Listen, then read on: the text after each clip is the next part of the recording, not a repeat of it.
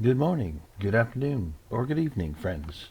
I'm going to show you a couple of tips and tricks about Stable Diffusion WebUI on your local PC. If you missed the video on how to install it, the link is up above, right around here somewhere, up there. So, let's get into it. Go to this PC, click on your local disk C drive, or wherever you've installed it. The folder is called Stable Diffusion WebUI Master. Go ahead and double click the folder. You want to go down to WebUI-user.bat. It's a Windows batch file. You want to right click on this file and select Send to your desktop, which will create a shortcut.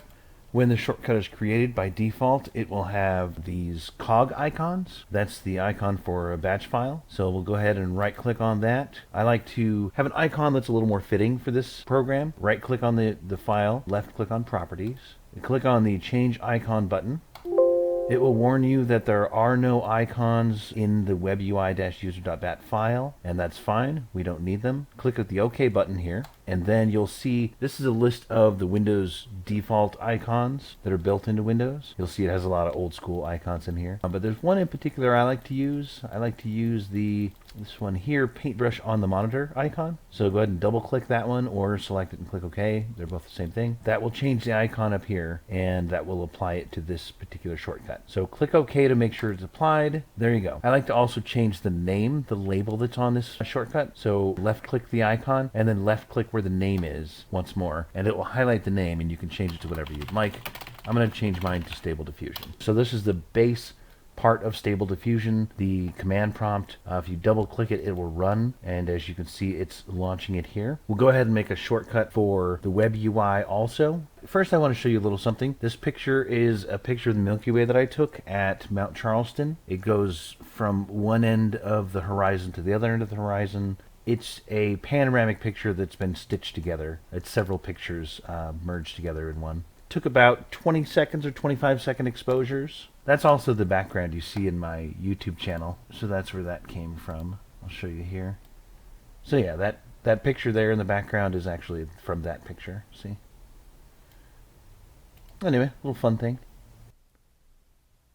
What we're going to do now is create a shortcut to launch this Automatic1111's Stable Diffusion WebUI from your browser. We're going to highlight this by left-clicking anywhere in the command prompt, assuming you have Windows 10 or newer. Right-click on the highlighted portion, which will automatically copy it to your clipboard, your Windows clipboard. Then we're going to right-click anywhere where there's nothing on your desktop to bring up a menu. Click on New and click on Shortcut. That will give you a new Windows shortcut. So the location of the item is going to be what you just copied. So I'm going to press Control-V on the keyboard, hold down Control, and then press the V key. Or you can also right-click in this field and click Paste. Whichever you prefer. I like the keyboard shortcuts because they're faster. That will be where the shortcut points, which is your local installation of Stable Diffusion. This particular IP address is your local system, and this is the particular port that the Stable Diffusion is running on. So we're click Next on that. You can name it anything you'd like. I'm going to name mine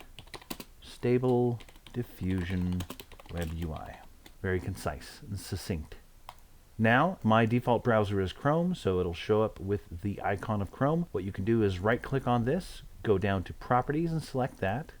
And I'm going to change the icon because I like to have a different icon so it's a little more descriptive of what it is. And what it shows you here is the icons that are within the Chrome executable file, the Chrome exe. Just press delete on your keyboard to delete that off, and then hit enter on your keyboard. What it will do is it'll pull up the default Windows icons. And the one I like to use for this particular case is all the way to the right. So scroll all the way to the right. You can choose any one you want, whatever you'd like to use. These are just all old school Windows icons. This one has 4 different pictures on it and represents the web UI pretty well. So we're going to click OK on that, and feel free to use any icon you want. This is just the one that I'm choosing to use. Personalize it for yourself, make it your own. That will make that icon change to that instead. So now that we have the command prompt Stable Diffusion engine running, this is the background, this is the code that runs it. We're going to go ahead and launch the web browser user interface that you're used to using to run Stable Diffusion. Okay, next I'm going to show you a picture of Hawaii. This is from Oahu, from the one and only time I've been. I took this picture in the early evening. It looks a little brighter than it really was. That's the magic of long exposure. And I think it was only about 15 seconds, but anyway. what I'm really here to show you is how to change defaults on Automatic1111 Stable Diffusion WebUI. What you want to do is you want to go to your this PC, go to your local disk C drive, double click it, go to your Stable Diffusion WebUI master folder, double click that. So then we want to scroll down to the file UI-Config.json, and that contains all of the values that the WebUI uses. So if you right click, I'm going to edit this in Notepad++ because it's a better editor than the regular Windows Notepad. So this is what it looks like if you opened it in Windows Notepad and Notepad. So comparatively, it's just nicer, you know? Like it colors the text in a better way. And I'm not affiliated with Notepad++ or the developers in any way. I just prefer to use it because it's much easier to use. And if you have files that are different formats, it will color them specifically to match the format. Alright, so how this works is you can see this part of the file is talking about the tab that it is related to. So if you scroll down, you'll see there are other tabs here. This is the start of the image to image section, so that is here. So those are all the settings related to that section. It's got the extras tab, so all of these are settings that relate to this extras tab, etc., etc. So let's go ahead and go all the way back to the text to image tab, which is the main tab you'll normally use for image creation. So prompt is up here, which is the prompt. There's the prompt, there's the negative prompt. This may look different on your version because they have modified the user interface here and there with the newer versions. This is an old version from December, and that's what I prefer to use. By the way, style 1 refers to this style button, and style 2 refers to this style button. Visible is true, so it means it does show up in the user interface. If we change that to false, it won't show up there at all, so you won't be able to change the value. The first value that I like to change is the sampling steps. So by default, it's a very low value of 20 sampling steps. And in my opinion, the higher the sampling steps, the better it looks. So I like to change this to something a little more like 80 for the default. Really, I like to use more like 115, but 80 is a decent value. Also, you see that the maximum this goes up to is 150. It can go beyond that, but you have to actually change that here. So you see the maximum value is set here. You can change that to whatever you want. I usually only go as high as 200 or 250 just to see what the difference in the steps is.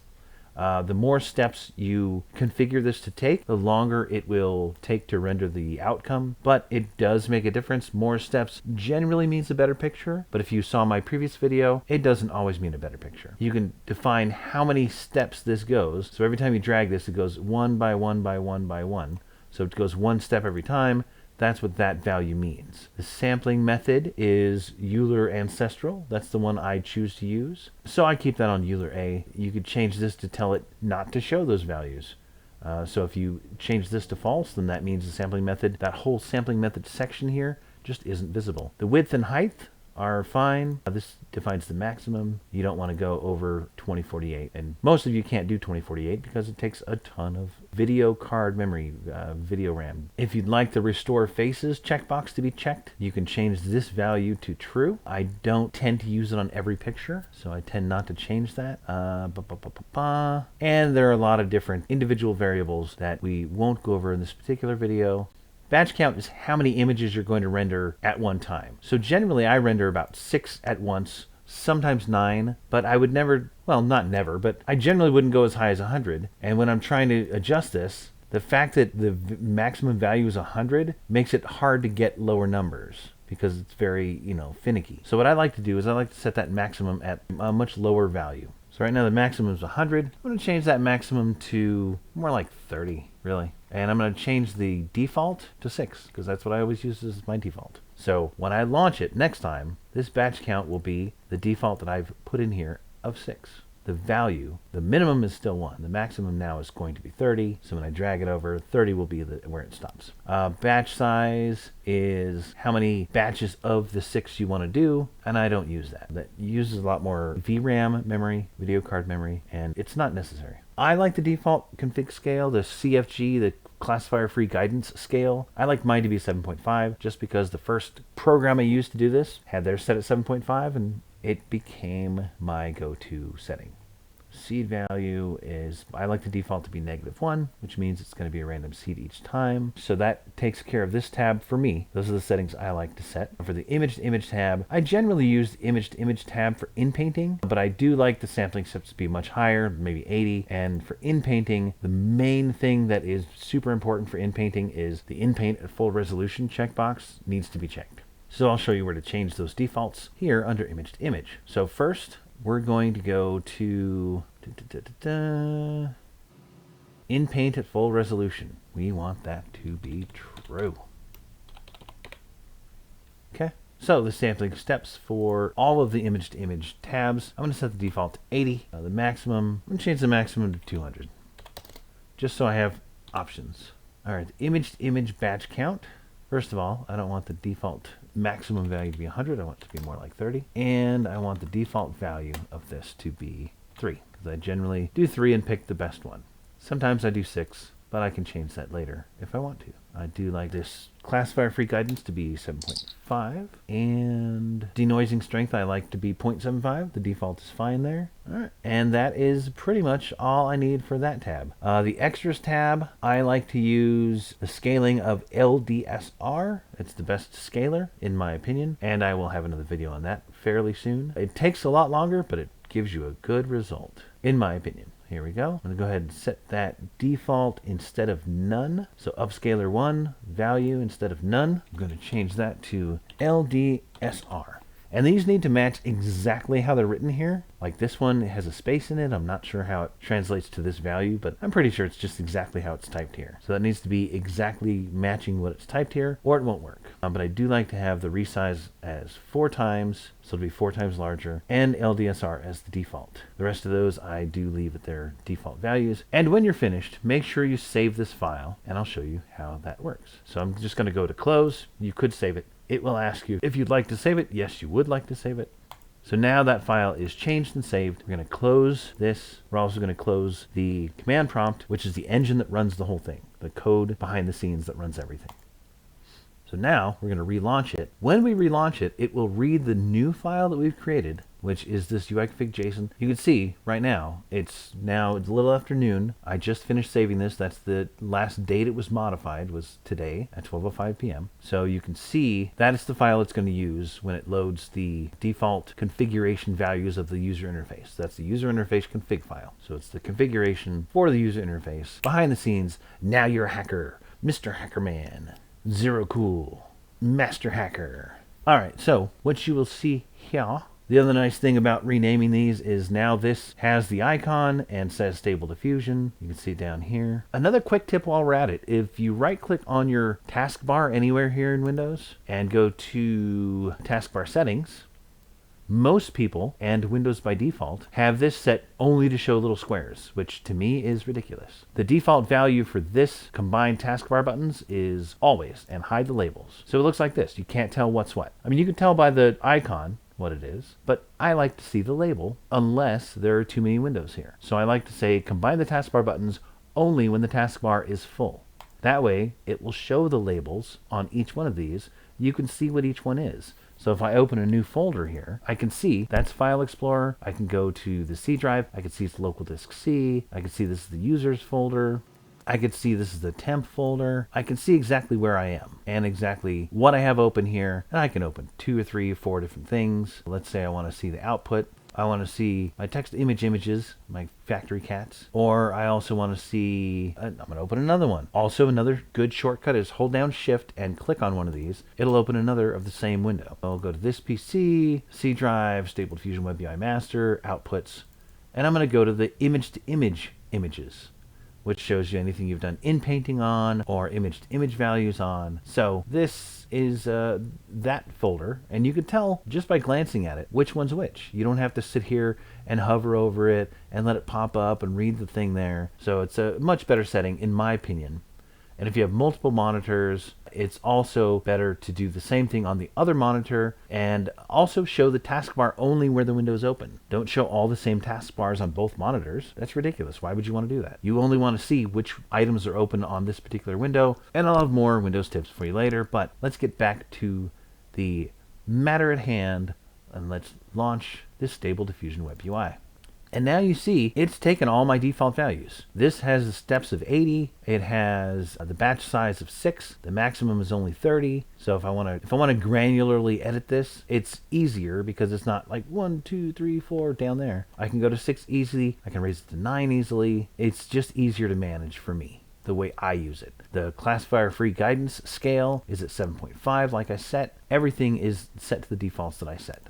If you go to image, you'll notice that the default sampling steps are 80, like I set. Inpaint is set to also use 80 steps, and Inpaint and full resolution, which is very, very, very, very important because we'll go over it in a little bit. But I'm going to go ahead and pause the video here, and I'll pick it up in a little bit.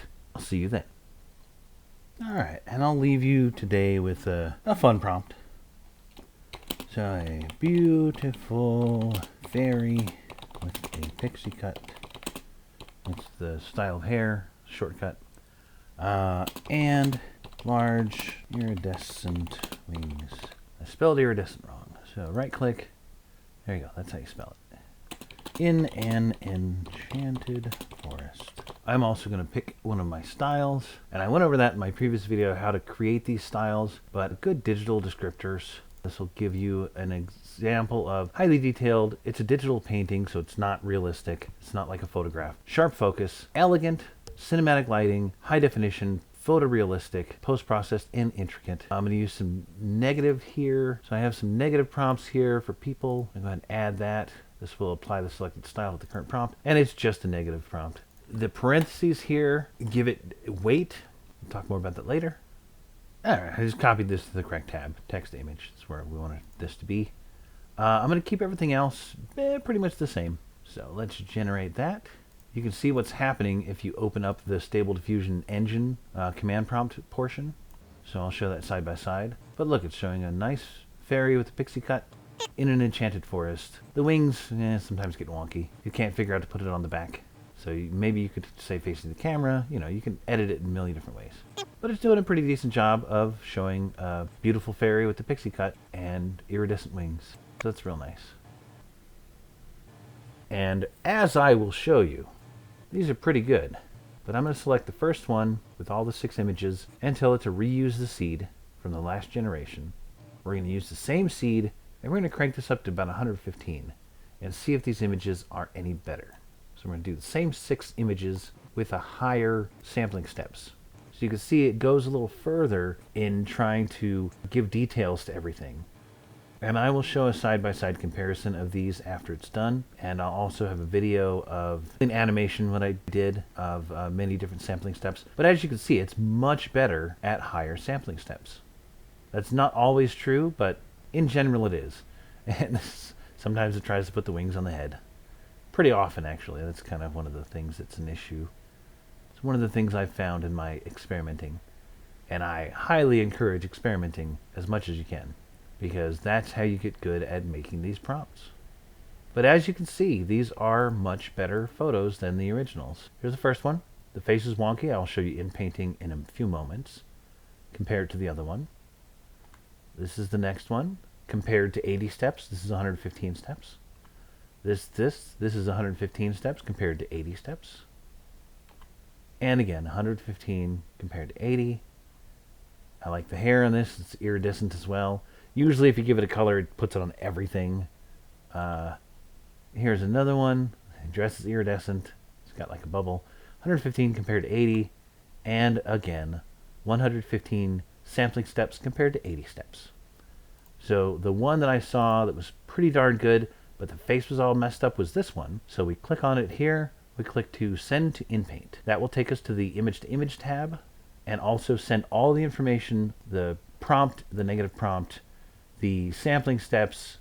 If it's a different size, it'll send the size over, but it'll send all this information over. It says start drawing, and this is the cursor you can draw with. What I'm going to do is I'm going to draw over the whole head here, because I'd like to replace the head with something a little better. So what we're going to do is we're going to replace the face at full resolution. So it's going to take 512 pixels by 512 pixels just on this area, so it can concentrate on making a really good face, where in this picture it was concentrating on all this foliage, the wings, everything else, and didn't make a very good face because it had to spend so much processing time and calculations figuring out all this other stuff. And it got part of what looks like a watermark here or an artist's signature, and it's just taking pictures of wildlife that were signed, and it's saying, oh, well, that's part of the picture. It's kind of dumb. It's artificial intelligence. It's not true intelligence. So let's go ahead and see what this does. As you can see, it's drawing the face sideways. This particular one, it didn't understand that the face was facing the right direction. There we go. That's a better face. Much better than the original. And it's going to work it in. And you can also change this description here so that if you don't want her to have iridescent hair, you could say with red hair. And I'll show you an example of that. But as you can see, this is already much better. The face is a better quality than the rest of it. And as is this one. And the other one is not so good because it's facing the wrong direction. Doesn't match up. Another setting that's very important for this Inpainting is, scroll down here, there is a color correction. So there's a checkbox here. I think by default it's off. Apply color correction to the image-to-image results to match the original colors. So if you check that, anything that you generate in image-to-image in Inpainting, it will take the colors that it rendered and try and match them to best match the picture. So if you do that, it will generally be a much better picture. So for example, we can zoom in. And you can see there's not much of a line here. It's a little mismatched, but it's pretty close. So that is how Inpainting in general works. We can give you a better one that's pretty nice. I like to keep all the descriptive tokens the same, and you can also save that as a style. But let's say a massive mech in a futuristic cyberpunk city. You know what? Rainy cyberpunk city is always better. So everything the same. We're going to go ahead and have it randomize the seed by clicking the die here. So let's randomize the next seed and go. So we'll give us 6 massive mechs in the backdrop of a cyberpunk city, a rainy cyberpunk city. And there you go. Very nice. Kind of forgot the mech on this one, but sometimes that happens. But as you can see, it's making a pretty nice looking cyberpunk city, and it's really not doing the massive mech on a few of these. So, you know, sometimes you have to really get in there and change the prompt around. Here comes the mech. All right. And that's a pretty nice looking mech. This rainy cyberpunk city, that's pretty impressive. And it didn't do the mech on this one. But those are just a couple examples. Check this out. Fantastic. So I will leave you with that for now. I will be working on a Dreambooth tutorial very shortly. That one you have to have a lot of VRAM on your video card. But this will get you going, gives you a couple of tips, ways to change your default settings. I'll get back in and explain more of these settings soon. But I wanted to give you a little something more because I know a lot of people have subscribed. Well, a lot, like 20. But more people have subscribed based on the tutorial video that I released on how to install Stable Diffusion WebUI by Automatic1111, and I felt like having something for them would be a positive thing.